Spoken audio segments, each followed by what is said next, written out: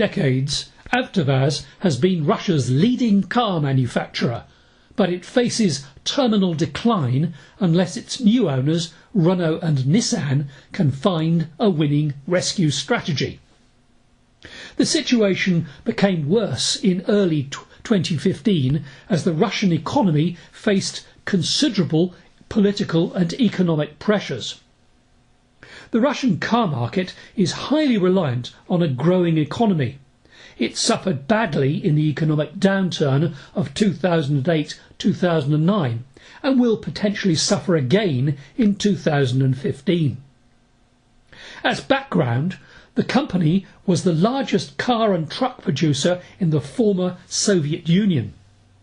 At its peak in the 1980s, for example, AvtoVAZ employed over 250,000 people at its main Russian factory. Possibly the company was best known for its car brand, the Lada. This car was exported at the time to Western European countries as a cheap alternative to Western brands. But the exports were stopped in 1997 when Europe introduced its first emission exhaust standards, which the Lada simply would have failed.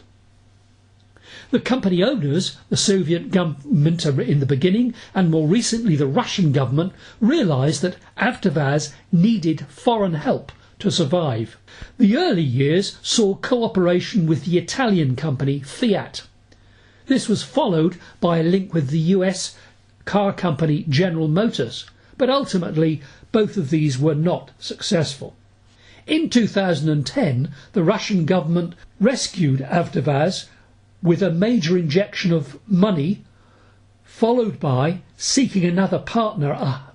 After much negotiation, the global car companies Renault and Nissan have invested over $3 billion in AvtoVAZ to take a controlling interest.